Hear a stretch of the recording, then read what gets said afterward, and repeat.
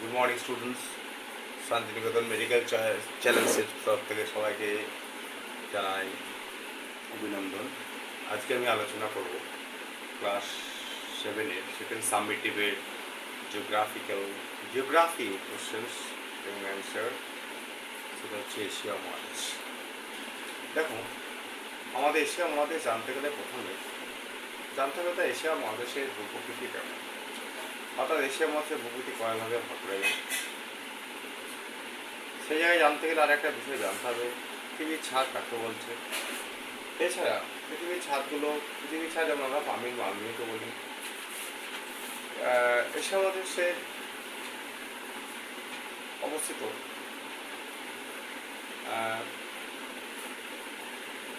উচ্চতম শৃঙ্গের নাম তেমন আমরা জানি মাউন্ট এভারেস্ট। এছাড়া যে বৃহত্তম একটা অংশ আমরা জানি সেটা হচ্ছে যে সমভূমি অঞ্চলটার কথা জানতে হবে, যেমন বৃহত্তম সমভূমি যেমন তৈগা সমভূমি। আমরা যদি একটু আলোচনা করে দেখতে পারি যে বুঝতে পারি যে ভারতবর্ষের খ্রিস্টপূর্বাব্দে প্রায় 3000 থেকে 5000 খ্রিস্টপূর্বাব্দে আদিম যুগে মানুষ প্রথমে কিন্তু নদী তীরবর্তী অঞ্চলে তারা প্রথম বসবাস স্থাপন করত। আমরা যদি একটু প্রাচীন ইতিহাসের দিকে লক্ষ্য করে দেখতে পাবো যে ভারতবর্ষের মানুষ, যেমন আমরা সিন্ধু নদের তীরে গড়ে উঠেছিল সিন্ধু সভ্যতা, ঠিক তেমনই টাইগ্রিস ও ইউফ্রেটিস নদীর তীরে গড়ে উঠেছিল সুমেরীয় সভ্যতা, এবং হোয়াং ও ইয়াংসি নদীর তীরে গড়ে উঠেছিল সিন্ধু সভ্যতা। তো পরবর্তীকালে আমরা দেখতে পাচ্ছি যে এশিয়া মহাদেশের ক্ষেত্রে তোমার বিভিন্ন নদ-নদী আমরা পরবর্তীকালে আলোচনা করছি। আজকে যে বিষয়টা বলতে চলেছি সেটা হচ্ছে যে এশিয়া মহাদেশের ভূপ্রকৃতি। এই ভূপ্রকৃতি অংশগুলো তোমরা ভালো করে একটু লক্ষ্য করো, ভালো করে দেখে যাবে। দ্বিতীয়ত হচ্ছে যে এশিয়া মহাদেশের বিভিন্ন নদ-নদীগুলো, তার মধ্যে ধরো দেখা যাচ্ছে পো, বিনিশি, লেনা, এই ধরনের নদীগুলো একটু দেখবে, তাদের কোথায় উৎপত্তি স্থল এবং তারা কোথায় এসে মিলিত হচ্ছে। ভারতবর্ষে যেমন গঙ্গা, ব্রহ্মপুত্র, এই নদীগুলি কোথায় উৎপত্তি লাভ করছে এবং কোথায় এসে মিলিত হচ্ছে সেটা ভালো করে দেখে যাবে। এছাড়া এশিয়া মহাদেশে যে সমস্ত জলবায়ু আছে, সেই জলবায়ু অঞ্চলগুলোর নাম এটা একটু তোমরা দেখবে। এর মধ্যেই প্রশ্ন আসবে। পরবর্তীকালে আমরা লক্ষ্য করব যে এশিয়া মহাদেশের ক্ষেত্রে দেখা যাচ্ছে যে বিভিন্ন যে জলবায়ু অঞ্চলগুলো, তোমরা ভালো করে দেখে যাবে, কারণ এগুলো ভীষণ ইম্পর্টেন্ট সেকেন্ড সাবমিটিভের জিওগ্রাফিক্যালের ক্ষেত্রে। দ্বিতীয়ত হচ্ছে তোমার এশিয়ার যে ভূপ্রকৃতি এটা বললাম।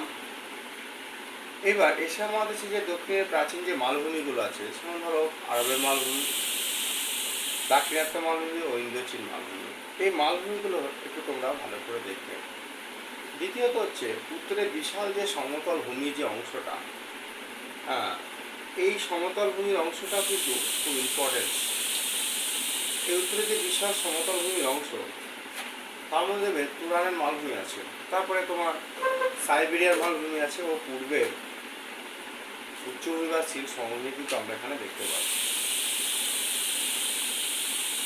এশিয়া মহাদেশের যে বিভিন্ন পলি দ্বারা গঠিত যে সমভূমিগুলো আছে, যার মধ্যে ধরো ভীষণভাবে ইম্পর্টেন্স খুব আসে, পরীক্ষায় দেয় সিন্ধু গঙ্গা ব্রহ্মপুত্র সমভূমি। সিন্ধু গঙ্গা ব্রহ্মপুত্র সমভূমি দেখবে, উত্তরে চীন সমভূমি দেখে যাবে, আর মেসোপটেমিয়া সমভূমিটা তোমরা কিন্তু ভালো করে দেখবে। ঠিক আছে। পরবর্তীকালে যে বিষয়টা হচ্ছে যে এশিয়ার যে নদীগুলো, একটু আগেই বললাম যে নদীগুলো যেমন উত্তর দিকে প্রবাহিত নদী, দক্ষিণ দিকে প্রবাহিত নদী, অর্থাৎ উত্তর দিকে যে সমস্ত প্রবাহিত নদী যেমন বললাম ও, বিনিশি ও লেনা নদী, এদের নদী দিয়ে উৎস কোথায়, এবং কোথায় মোহনা এবং এই নদীগুলির বৈশিষ্ট্যগুলি তোমরা ভালো করে দেখে যাবে।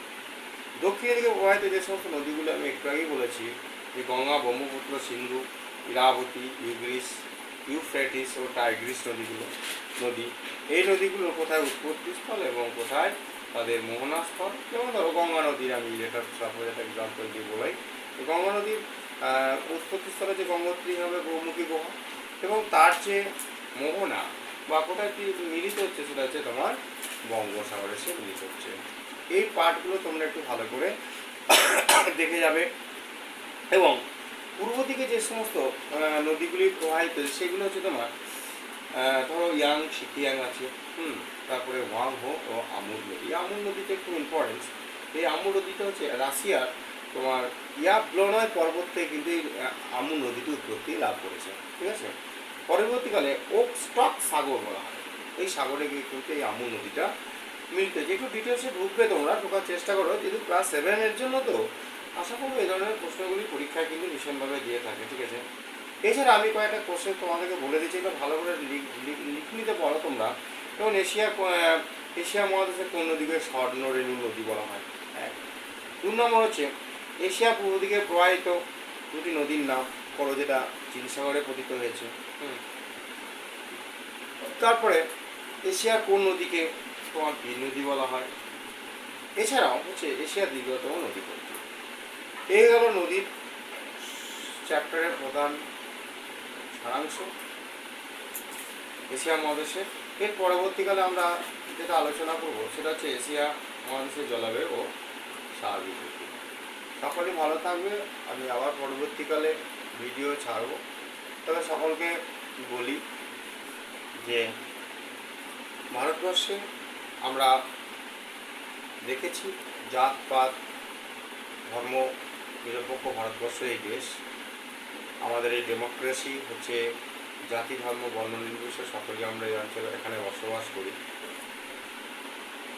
তো কোনো রকম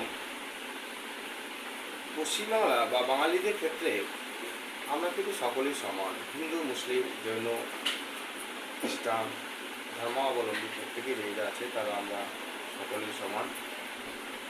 কিছু রাজনীতি ব্যক্তিবর্গ তারা ধর্মের তাস খেলে ভাবছে যে পশ্চিমবাংলাতে এসে নিজেদের আধিপত্য বিস্তার করবে। তবে আমি আজ শিক্ষক মহাশয় হিসেবে বলতে পারি যে আমাদের এই পশ্চিমবাংলা কিন্তু এরকম নয়। আমাদের পশ্চিমবাংলা হচ্ছে ধর্ম নিরপেক্ষ একটি রাজ্য। আমরা এখানে সকলেই বসবাস করি এবং আমরা চাই যে সকলেই শান্তিতে থাকবে। যাই হোক, সকলেই ভালো থাকবে, ভালো করে পড়াশোনা করো সেকেন্ড সাবমিটের জন্য। আমি পরবর্তী আবার ভিডিও নিয়ে আসবো। আমরা এরপরে এশিয়া মহাদেশে যে জলবায়ু ও স্বাভাবিক উদ্ভিদ, এটা সুন্দরভাবে তোমাদেরকে প্রশ্নগুলো আলোচনা করে দেবো। সকলেই ভালো থেকো, নমস্কার।